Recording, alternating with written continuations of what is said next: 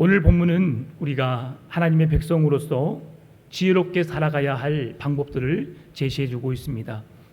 여러 가지 많은 이유들을 통해서 하나님의 거룩한 백성으로서 우리가 어떻게 살아가야 할지를 우리에게 말씀해주고 있는데요.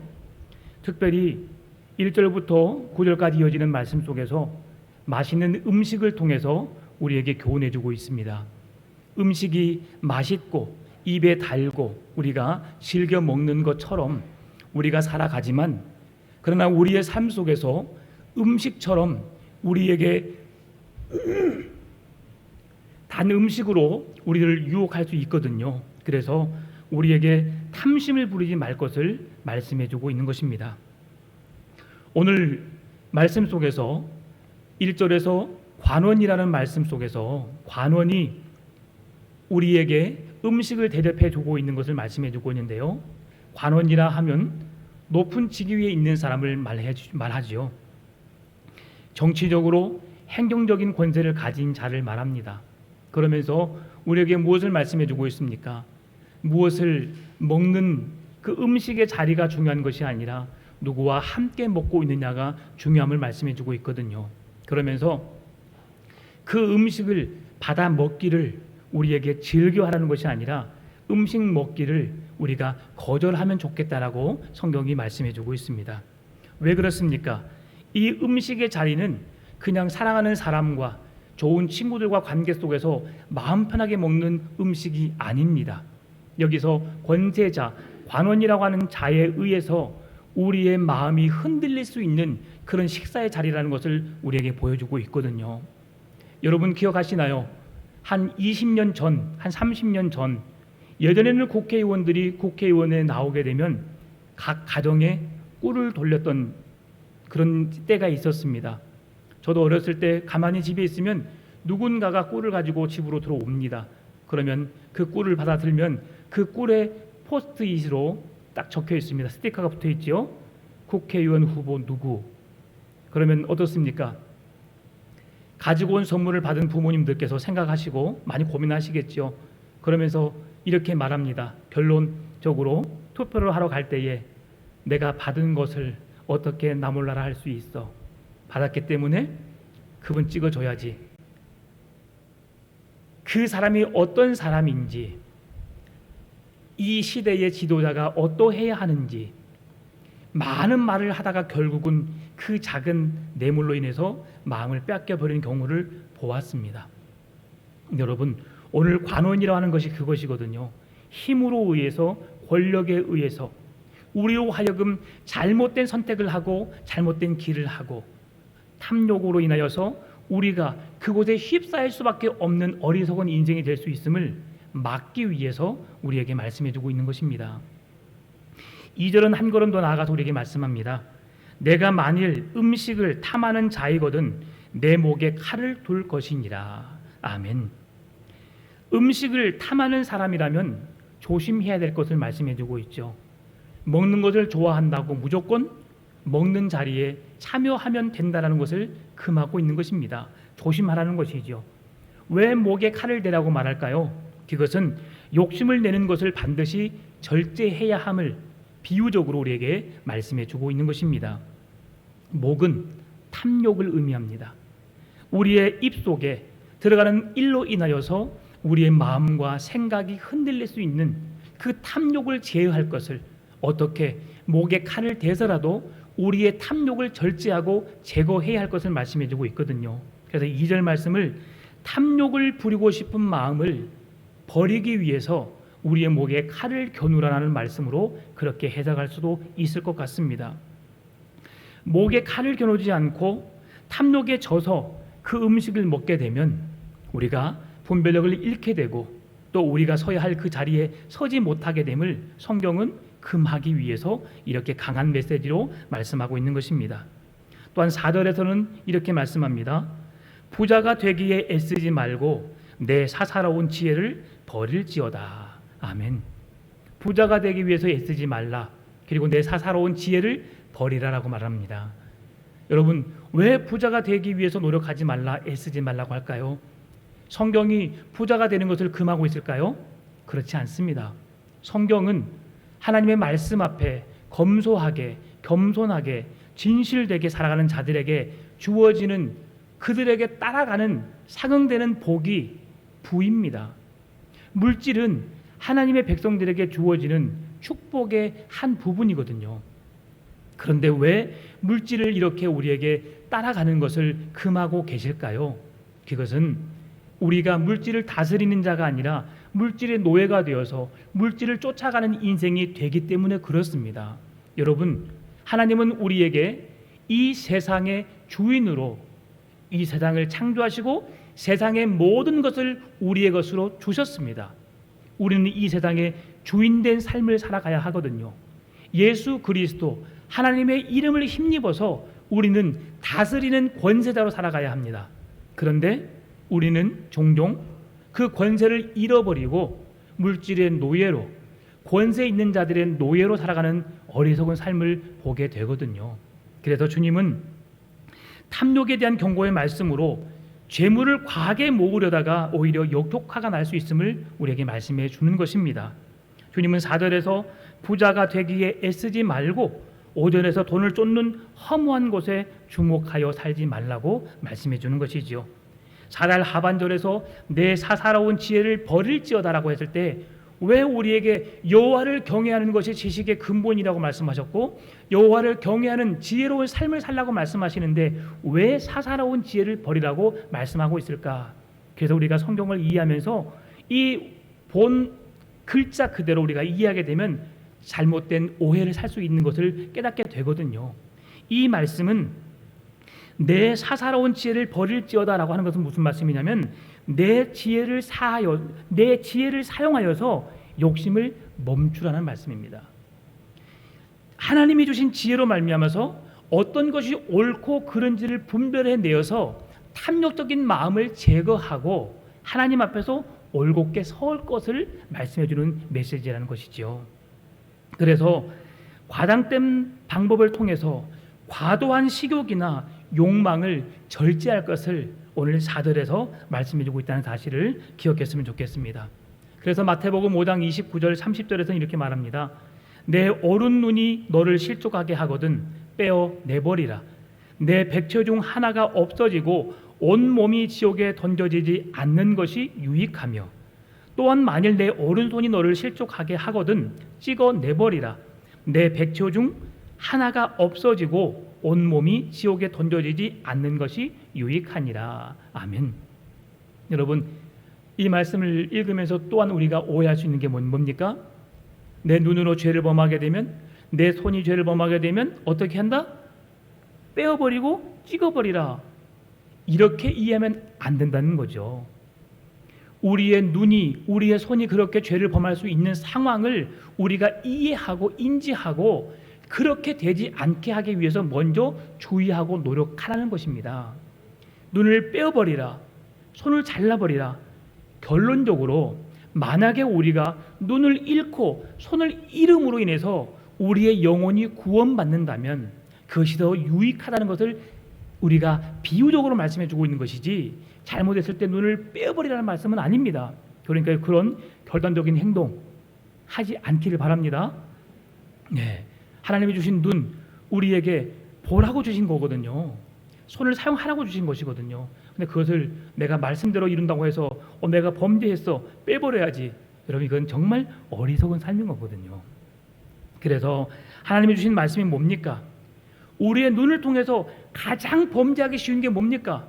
이것은 성적인 범죄거든요. 우리의 눈으로 봄으로 안목의 정욕 우리에게 범할 수 있기 때문에 그 정욕을 제어할 것을 말씀해 주고 있는 거예요. 그렇게 해서 우리가 우리의 눈을 다스리고 손을 다스림으로 하나님의 거룩한 백성다운 삶을 살도록 우리에게 권면하는 말씀입니다. 왜요? 눈을 가지고 있으면서 손을 가지고 있으면서 온갖 죄를 다 범하고 하나님의 거룩한 백성으로 살지 못하고 지옥에 멸망으로 인도되는 인생이 얼마나 허무한지를 깨닫게 해주기 위해서 말씀하시는 것입니다. 따라서 에스겔 6장 9절 말씀 보면 이렇게 말씀하죠.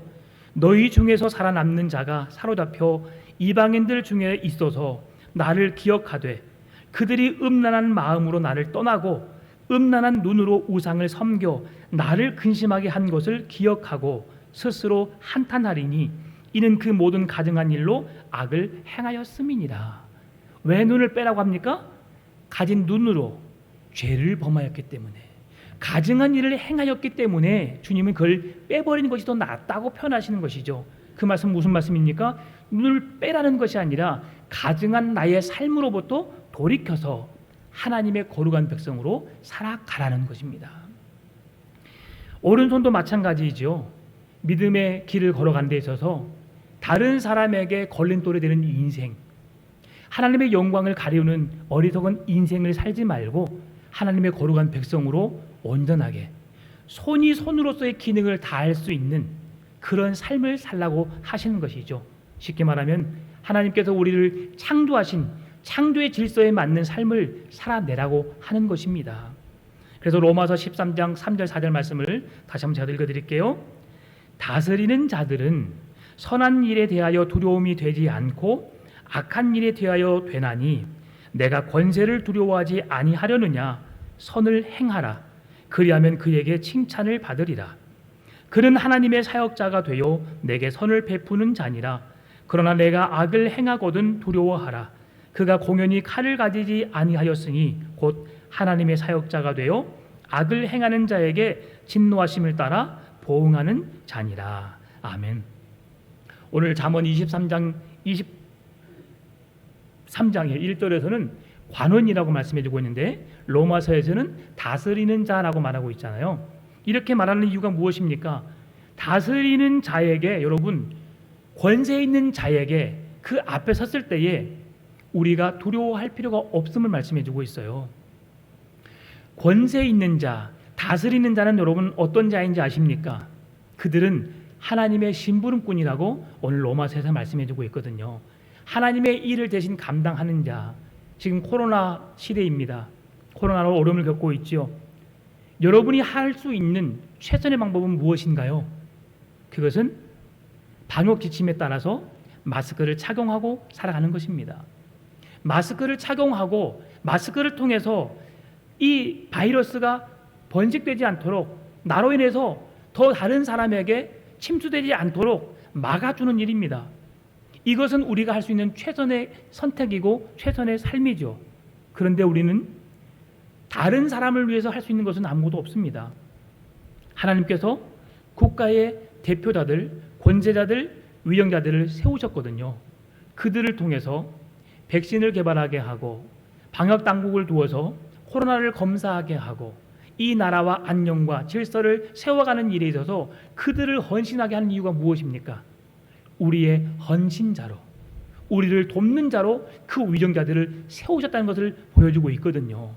그들을 통해서 백신이 개발되어지고 그들의 국가 정책을 통해서 나라가 안전한 삶을 살 수 있도록 보호하는 일이 하나님이 주신 질서 아름다운 삶이라고 하는 것입니다.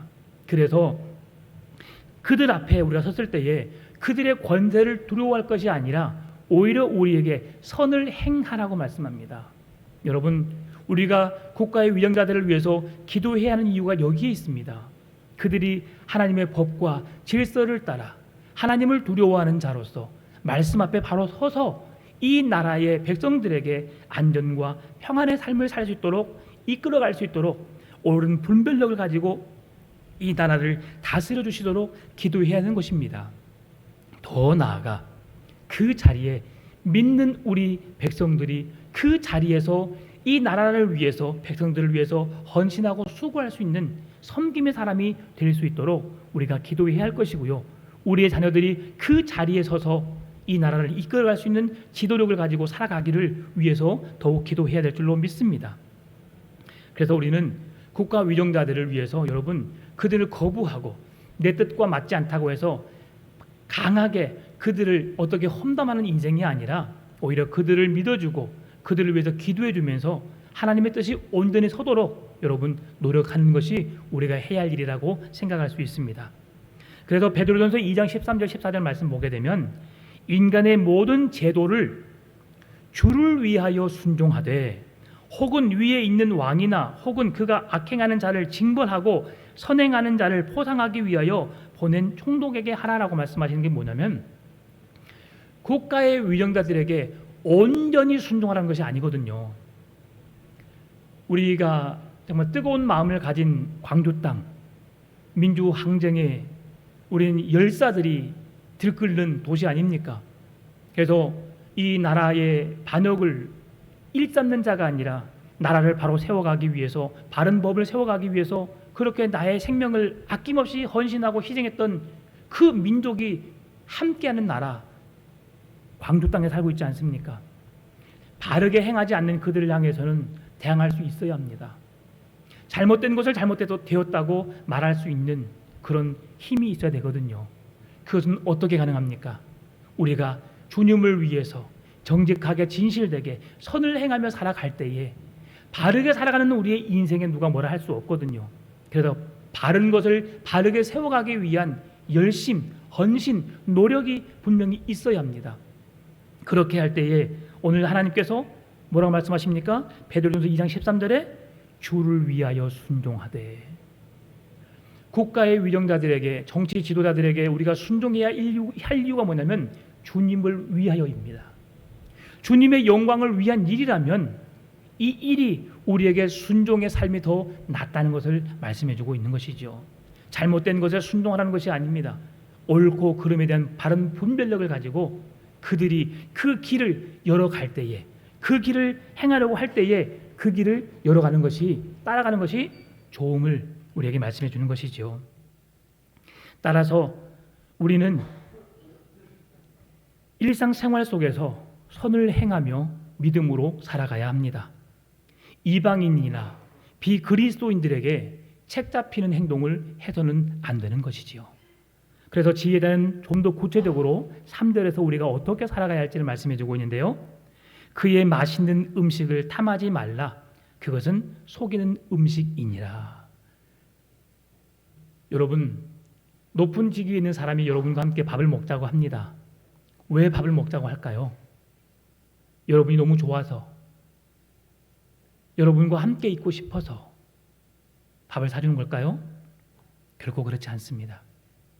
뭔가 자기 뜻을 따라주기를 원하는 마음이죠. 그러면 음식을 좋아하는 자들, 음식을 탐하는 자들, 그 음식을 먹는 것에만 목적을 가진 자들은 그 음식을 먹는 일에 급급하겠지요. 그러나 오늘 본문은 음식을 먹는 일보다 그 사람이 어떤 사람인지를 구분할 줄 아는 통찰력을 가지길 원하시거든요. 함께 밥 먹는 것 좋습니다. 식탁의 교제를 통해서 우리가 한 가족 공동체라는 걸 느끼게 되거든요. 여러분, 가족은 뭡니까? 함께 밥을 먹는 관계, 함께 식탁에 앉아서 오손도손 이야기하면서 밥을 함께 나누는 사람을 가족이라고 합니다. 식구라고 하죠. 밥을 함께 먹는 사람. 그러면 그 사람이 식구가 되게 하기 위해서는 무엇입니까? 그 사람이 어떤 사람임을 알아야 하는 거죠. 여러분, 어떤 음식을 먹느냐보다도 우리가 누구와 함께 음식을 먹느냐가 중요하거든요. 여러분, 그 사람이 어떠한지를 분별해내야 합니다. 우리가 무조건 민주당이라고 해서 투표하는 것이 아니라 사실 우리 그리스도인들에게는 저 사람이 어떤 당이든 상관없이 하나님을 두려워하고 이 나라와 민족을 바르게 세워가야 할 지도자로 세움받을 수 있는 인재라고 한다면 우리는 그 사람에게 도장을 찍어야 되죠. 전주에 엄청 큰 일이 있었습니다.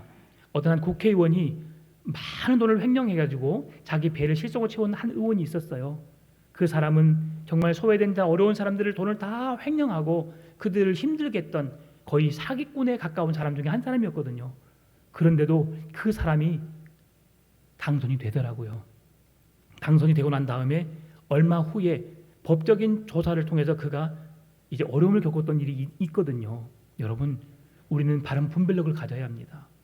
지도자가 하나님을 두려워하는 자, 말씀 앞에 겸허히 서는 자, 그 말씀을 이루기 위해 노력하는 자로 세워져야 하고요. 또한 우리들의 자녀들이 그러한 자리에 바로 서서 말씀 앞에 부끄럽지 않는 선을 행하고 주의 뜻을 이루어가는 일에 쓰임 받을 수 있도록 우리 자녀들을 그런 자리로 보내야 하는 것입니다. 산해 진미가 우리의 유혹의 거리로 앞에 이렇게 차려질 수 있지만 여러분, 그것이 결코 우리의 배를 불리지 못한다는 사실을 기억하시고 하나님 앞에 거룩하게 구별된 삶으로 나가시기 바랍니다. 부하려고 하는 노력하는 자들, 재물의 욕심을 가지고 그 재물을 취해 나가려 하는 자들, 그들을 향해서 오늘 5절에서는 독수리가 새가 날아감 같이 부당하게 얻은 재물은 우리의 곁에서 쉬이 사라지게 됨을 말씀해주고 있거든요. 따라서 수단과 방법을 가리지 않고 돈을 버는 일에만 목적을 갖고 살아가는 우리의 인생 속에서 왜 내가 수고의 땀을 흘리는지, 내가 왜 살아가는지를 여러분 기억하라고 하는 것입니다. 우리가 이번 주에 새벽 시간의 말씀을 통해서 들었던 것이 무엇입니까? 좋은 집, 큰 집에 사는 것, 그것보다도 우리가 광야에 지내는 것, 그리고 다락방에 숨어서 그 다락방에서 사는 것이 더 유익하다고 말씀해주고 있거든요. 여러분, 내가 살고 있는 집이 아늑하고 편안하고 좋습니다. 그런데 그 가정에 미움과 다툼과 어떤 시기 질투가 가정에 들끓는다면, 내 마음이 내 가정에 편히 쉴 수 있는 공간이 아니라면 여러분 그곳을 떠나는 것이 더 유익하다고 말씀해주고 있거든요. 누구와 함께 사느냐도 중요하지만, 어떤 집에 사는 것도 중요하지만 누구와 함께 사느냐가 매우 중요하다는 사실이죠. 우리의 가정의 구성원 중에 사랑하는 아내, 남편을 조금 더 존중해 주기를 바랍니다. 조금도 내 마음에 들지 않는다 할지라도 이해의 폭을 넓혀서 그를 포용하고 받아들이기 바랍니다. 내 옆에 있는 사람이 가장 좋은 사람이거든요. 그 사람이 최고의 사람이에요. 여러분, 지금까지 살아온 것만 보셔도 모르겠습니까? 나를 그 누구보다도 더 많이 이해하고 사랑해주고 함께해주는 사람, 여러분 그런 사람과 살고 있다는 것을 행복해하고 남은 인생도 그분들과 함께 동행의 삶을 사시기를 바랍니다. 잠언은 부자가 되는 것을 절대 금하지 않습니다. 부자가 되는 것을 권면합니다. 그러나 그것이 부정한 방법으로 부를 축적하느냐, 아니면 수고의 땀을 아끼지 않는 열심을 내는 방법 속에서 그 부를 채워가느냐. 여러분, 그 방법이 우리의 부지런함이나 여러 가지 검소함, 지혜로운 노력, 하나님을 통해 얻는 결과라면 우리는 기쁨으로 가진 재능을 가지고 재물을 가지고 행복하게 살아갈 수 있기를 바라고요. 돈의 노예가 아닌, 돈을 쫓아가는 인생이 아니라 돈을 활용할 줄 아는 지혜로운 삶을 살아가시기를 바랍니다. 왜 잠언에서 부자들을 저주의 대상으로 이렇게 말씀해주고 있는가? 그것은 가난하고 소외된 이웃들을 아프게 하고 그들을 속이기 때문에, 무차별적인 방법으로 악자까지 돈을 버는 부자들의 잘못된 행위 때문에 성경은 그렇게 살지 말라고 우리에게 말씀하고 있는 것입니다. 따라서 하나님의 방법으로 선하게, 지혜롭게, 수고의 땀을 흘리며 땀의 대가로 얻는 대가를 누리며 행복하고 만족해하는 삶을 사시기를 바랍니다. 그래서 바울은 디모데전서 6장 6절에서 10절에서 이렇게 말씀합니다. 그러나 자족하는 마음이 있으면 경건은 큰 이익이 되느니라. 우리가 세상에 아무것도 가지고 온 것이 없음에 또한 아무것도 가지고 가지 못하리니 우리가 먹을 것과 입을 것이 있은즉 족한 줄로 알 것이니라. 부하려 하는 자들은 시험과 올무와 여러 가지 어리석고 해로운 욕심에 떨어지나니 곧 사람으로 파멸과 멸망에 빠지게 하는 것이라. 돈을 사랑함이 일만 악의 뿌리가 되나니 이것을 탐내는 자들은 미혹을 받아 믿음에서 떠나 많은 근심으로써 자기를 찔렀도다. 아멘. 바울은 우리에게 말씀합니다. 하나님과 교제함으로 자족하는 마음을 배워라. 돈이 하나님의 은혜로 지혜로 바르게 활용하면 하나님의 영광을 드러낼 수 있는 우리에게 매우 유익한 것이지만, 그러나 그 돈이 악한 곳에 하나님의 뜻이 아닌 곳에 쓰여지게 되면 이것은 오히려 일만 악의 뿌리가 된다고 말씀해주고 있거든요. 그래서 빌립보서 4장 11절, 12절, 13절에서 이렇게 말씀합니다. 내가 궁핍함으로 말하는 것이 아니라 어떠한 형편에든지 나는 자족하기를 배웠노니 나는 비천에 처할 줄도 알고 풍부에 처할 줄도 알아. 모든 일 곧 배부름과 배고픔과 풍부와 궁핍에도 처할 줄 아는 일체의 비결을 배웠노라. 내게 능력 주시는 자 안에서 내가 모든 것을 할 수 있느니라. 아멘. 여러분, 그리스도인에게 있어서 진정한 행복은 무엇입니까? 물질의 많고 적음이 아닙니다.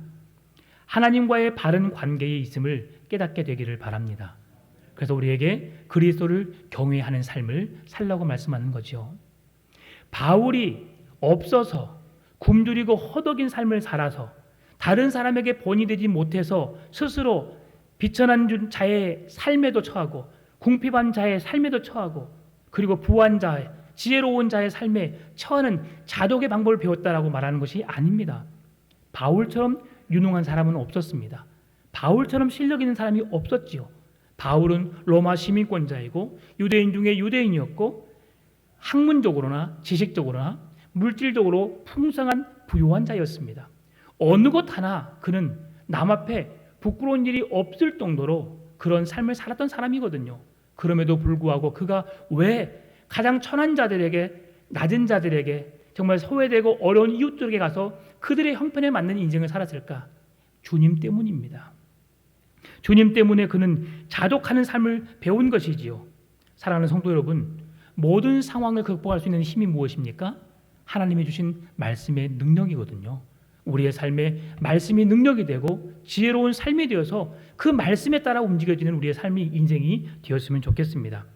특별히 오늘 6절 8절의 말씀 보게 되면 다시 음식에 관한 탐욕에 대해서 말씀해 주고 있거든요. 6절 7절 8절 다 같이 한번 읽어볼까요?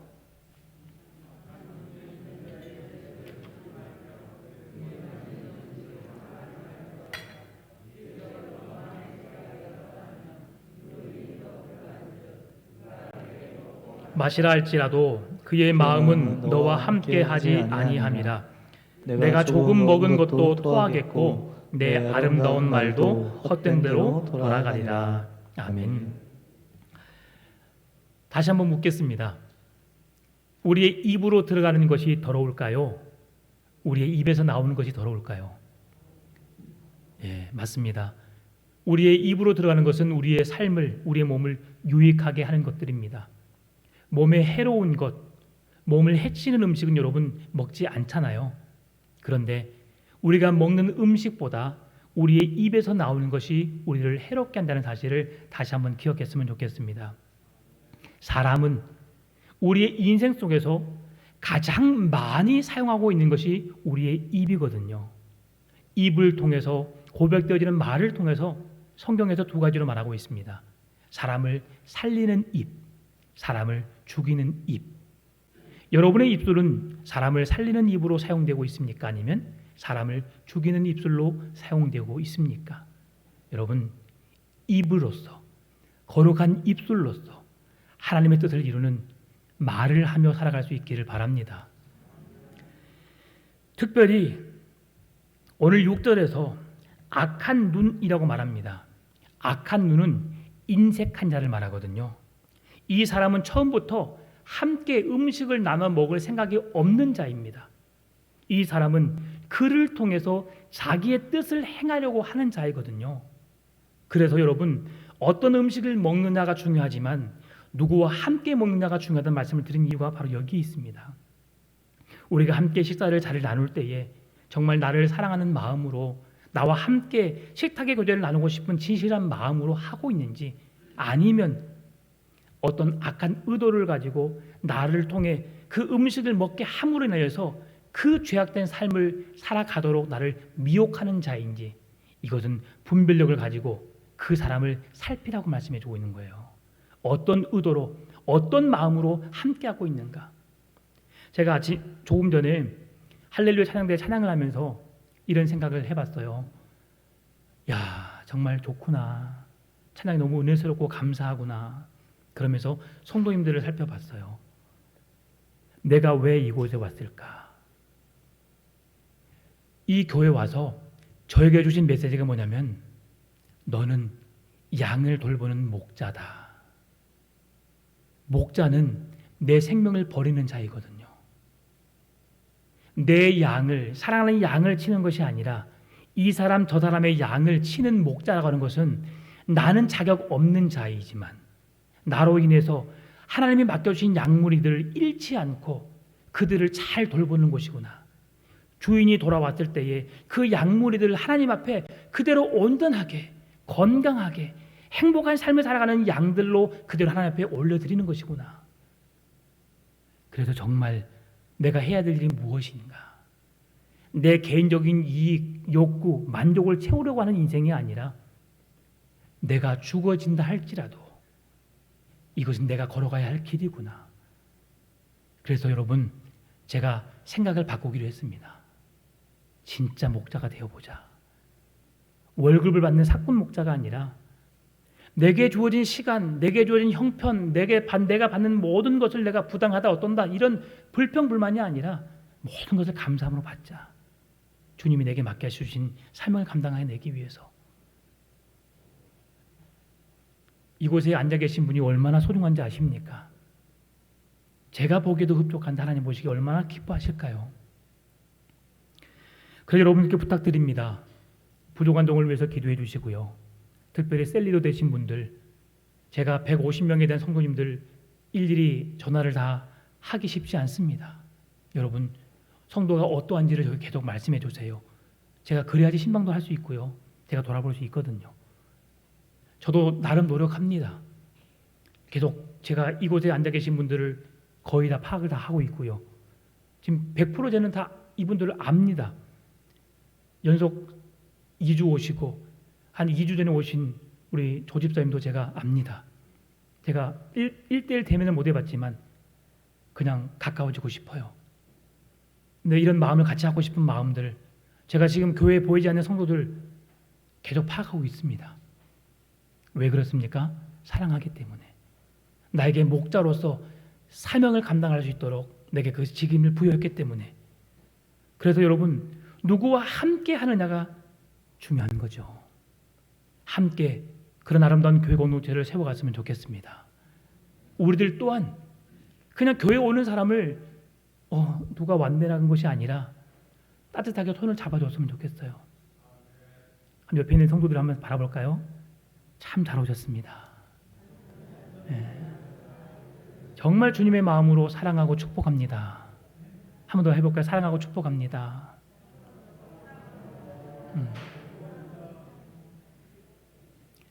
늘 내 옆에 있기 때문에 우리는 소중함을 잊고 삽니다. 그러나 내 옆에 있기 때문에 소중함을 느낄 수 있거든요. 내 곁을 떠나는 자, 아무리 그에게 뭔가를 해주고 싶고 그에게 사랑을 전하고 싶지만 내 곁을 떠난 자는 할 수 없거든요. 여러분, 늘 그래서 옆에 있는 사람이 얼마나 소중한지를 느끼고요. 하나님께서 아름다운 교회 공동체로 세우신 이 교회 공동체를 바르게 세워가기 위해서 노력했으면 좋겠습니다. 오늘 본문의 9절 말씀을 보게 되면 미련한 자의 귀에 말하지 말지니 이는 그가 내 지혜로운 말을 업신여길 것임이니라 라고 말씀합니다. 우리가 살아가면서 우리의 말을 가장 많이 사용한다고 했잖아요. 그런데 성경은 미련한 자에게 내가 아무리 지혜롭다 할지라도 그에게 말하지 말라고 말합니다. 왜 그런지 압니까? 내 말을 듣지 않기 때문입니다. 성경은 들을 귀 있는 자는 들을지어다. 귀를 열어서 말씀을 듣고 말씀을 들음으로 마음판에 새기고 새겨진 말씀대로 살아가라고 성경은 말씀해 주고 있거든요. 그런데 미련한 자는, 어리석은 자는 그 지혜로운 말씀을 듣지 않습니다. 여러분, 말씀을 듣는 데 있어서 가장 지혜로운 자는 뭔지 아십니까? 세워진 자가 담임 목사냐 부목사냐가 중요한 게 아니에요. 하나님의 종이 기도하는 마음으로 그가 누구이든 간에 말씀을 선포하는 그 말씀을 하나님의 말씀으로 받는 것이 중요합니다. 담임 목사가 신방하면 축복이 되고 질병이 치유가 되고 부목사가 신방하면 그 반이 효과가 있고 절대 그렇지 않거든요. 말씀을 받을 수 있는 마음, 하나님 말씀을 들을 수 있는 귀, 이게 중요한 거거든요. 마음을 닫아버리는, 내 생각, 내 결정 외에 다른 사람의 말을 듣지 않는 어리석은 인생이 되지 않기를 바랍니다. 지혜로운 자의 말을 업신여기고 그 어떤 말도 듣지 않고 통찰력 있고 신중한 조언도 듣지 않기 때문에 그 사람을 향해서 성경은 미련한 자라고 말합니다. 미련한 자의 인생을 살기를 원하십니까? 아니면 지혜로운 자의 삶을 살기를 원합니까? 그래서 성경의 말씀을 들어야 하고요. 어르신의 말씀을 들어야 합니다. 내 부모를 공경하라. 공경의 첫 걸음은 부모의 말씀에 순종하는 것입니다. 내 자녀들아 내 부모의 말씀에 순종하라. 이것이 자녀된 자의 도리이고 우리가 살아가야 할 길임을 성경은 말씀해주고 있거든요. 주의 말씀을 들을 귀 있는 자의 삶을 들을 수 있기를 바랍니다. 그래서 야고보서 1장 19절 20절 21절에서는 사랑하는 형제들아 너희가 알지니 사람마다 듣기는 속히 하고 말하기는 더디하며 성내기도 더디하라. 사람이 성내는 것이 하나님의 의를 이루지 못합니다. 그러므로 모든 더러운 것과 넘치는 악을 내버리고 너희 영혼을 능히 구원할 바 마음에 심겨진 말씀을 온유함으로 받으라. 아멘. 우리의 심령 가운데 하나님의 거룩한 말씀이 심겨져야 합니다. 말하기를 좋아하는 즐겨하는 인생이 아니라 말하기는 더디하고 왜요? 말의 실수를 줄이고 말하기를 하는 것보다 듣기를 좋아하고 말하기를 더디하고 성내기를 더디할 때에 우리는 아름다운 공동체를 세워갈 수 있는 것입니다. 하나님이 원하시는 삶이 무엇입니까? 지혜로운 삶입니다. 나의 삶의 모든 더러운 것과 넘치는 악을 제거하고 그리스도인으로 하나님의 말씀을 받기를 원합니다. 그 말씀이 우리의 심령에 심겨지는 그래서 우리의 삶에 풍성한 열매가 맺혀지는 삶을 살아갔으면 좋겠습니다. 10절과 11절 말씀 보면 옛 지계석을 옮기지 말며 고아들의 밭을 침범하지 말지어다. 대저 그들의 구속자는 강하시니 그가 너를 대적하여 그들의 원한을 풀어주시리라. 아멘. 토지의 경계를 정하는 옛 지계석. 이것은 무엇을 말씀합니까? 가난한 자, 소외된 자, 어렵고 힘들게 살아가는 그들의 것을 내 것으로 강제로 착취하고 뺏는 어리석은 행위를 하지 말라는 것이죠. 강자의 부정 축제, 사회적 경제적 약자의 기본적인 생존권을 침범하는 것은 폭력적인 행동입니다. 하나님은 절대 그 행동을 금하고 있습니다. 고아의 밭을 침범하는 부정 축제, 이것은 우리 그리스도인이 해서는 안 될 일이지요. 하나님은 가난한 자, 고아, 과부의 친구가 되어주셨습니다. 하나님과 동등한 자로 여기셨습니다. 그리고 내가 온 것은 인자가 이 땅에 온 것은 가난한 자, 고아와 과부 그들을 구원해내기 위해서 오셨다고 말씀해주고 있거든요. 왜 그렇습니까? 부자들은 하나님보다 물질을 더 좋아하기 때문에 세상의 것에 더 관심이 많기 때문에 하나님께 관심이 없어요. 그래서 고아와 과부, 연약한 그들의 친구로 주님이 오신 거거든요. 여러분, 주님의 진정한 친구가 되십시다.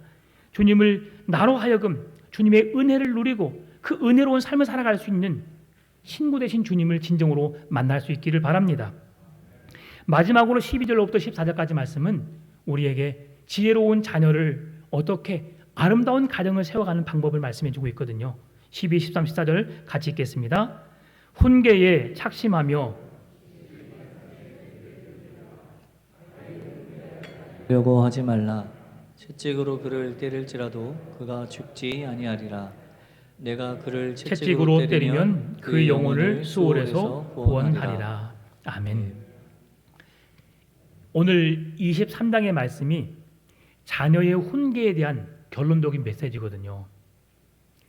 자녀는 우리의 소유가 아닙니다. 하나님이 내게 맡겨주신 하나님의 소유임을 하나님의 것을 하나님의 방법대로 자녀를 양육할 수 있도록 내게 잠깐 맡겨준 자이거든요. 그런데 이 자녀를 향하여서 우리에게 매질을 할 수 있는 권한을 주신 것이 바로 오늘 본문 말씀입니다. 이 말씀은 자녀가 일반적인 잘잘못을 통해서 자녀에게 매를 대라는 것이 아닙니다. 부모의 권세로 부모의 힘으로 자녀를 제압하라는 것이 아닙니다. 이것은 하나님의 구원의 은혜를 저버리고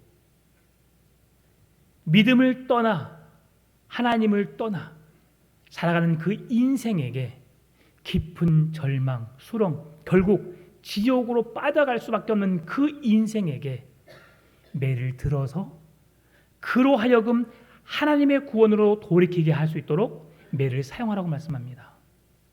매는 부모의 권위가 아닙니다. 매는 하나님의 사랑입니다.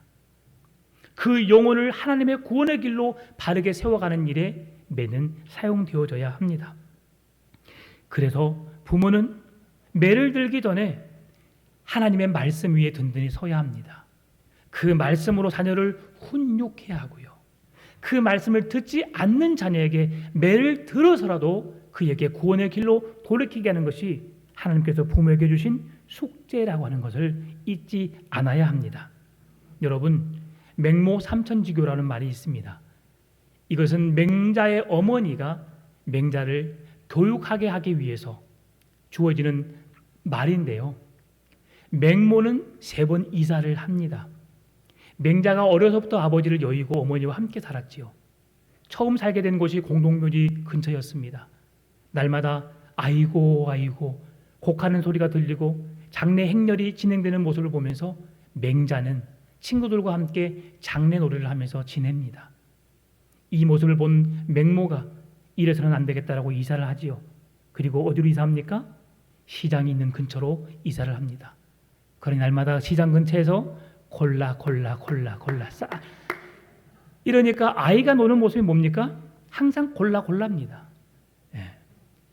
그리고 이 어머니가 지혜롭게 어떻게 이제 이사를 합니까?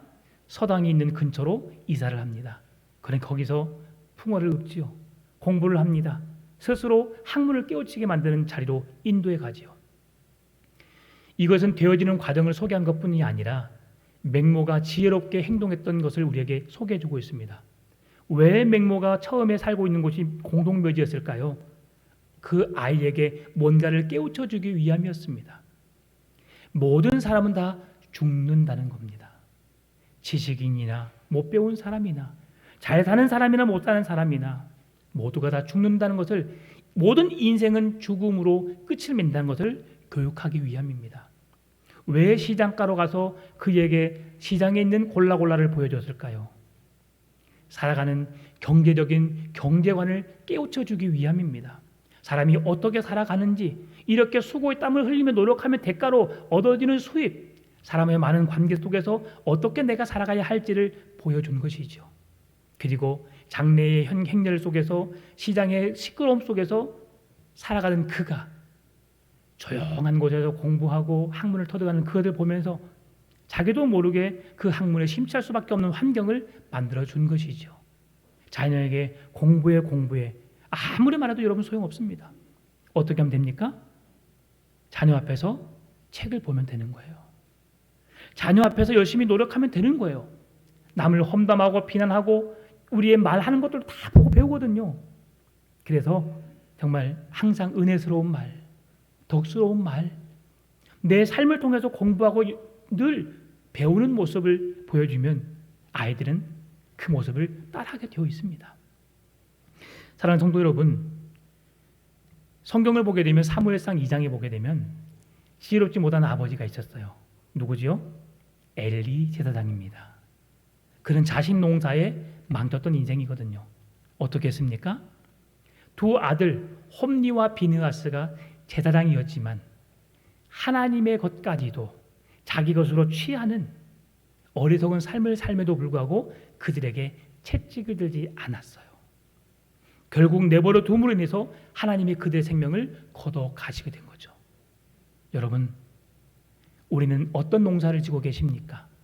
우리의 자녀들이 어떤 모습으로 서가고 계십니까? 내 마음으로, 내 뜻대로 쉽게 할 수 없습니다.